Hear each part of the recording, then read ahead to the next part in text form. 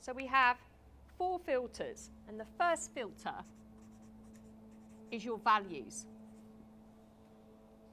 So your values are what's important to you. So let's say that Louise and Anna were going to have lunch together in a very nice restaurant while they were in London. And they go and have lunch, and Louise's value is about politeness, whereas Anna's value is actually about efficiencies. And I'm their waiter. Now, I'm super polite, and I am, very, very polite, take the plates away, do everything that I need to do. However, I'm really poor on my efficiencies, so their dinner's late, I get things wrong. Now, Louise, because she is looking, her value is about politeness, she might think, well, never mind, she did a good job, she did the best she did, she's very polite. So she might be happy to give me a tip. Whereas Anna might say, well, no, because politeness is not one of my values. What is my value is efficiencies, and she was completely inefficient. So I'm not tipping her at all. They've both had exactly the same experience, but because of their values, they will interpret or experience that event differently.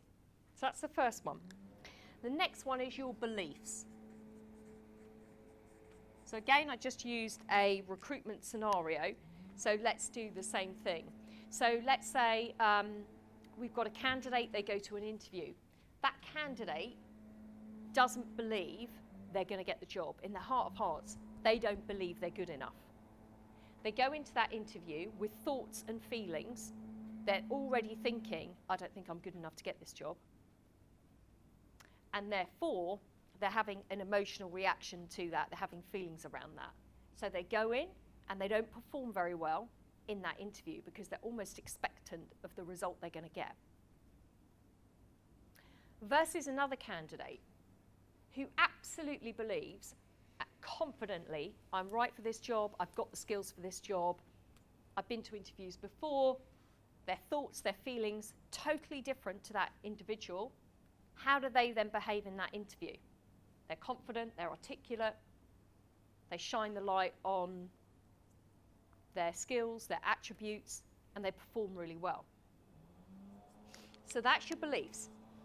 And people's beliefs, by the way, they actually perceive them as, often people will say, no, that's the truth. Rather than it being a belief, they will be so, that's the truth, that's how, that is the way it is, that's how life is lived. Right? So look out for those. The next one is your language. So these are the words that we either use with ourselves or with others. And let's take the word but. So let's say, for example, I said, Hannah, that was a brilliant piece of work you did, but. So that was a great piece of work you did, but. So what it does is it negates the fact that I've said it's a great piece of work. So it actually, it negates that, it neglects it. So it's a negative. So we need to be aware, and you remember in steps 1, we talked to you about the language that you're using with yourself, about being positively framed. So we need to be aware of what language we use because we filter on it. Now the fourth one are your experiences. It's annoying, that noise out there, isn't it? Experiences and previous interpretations.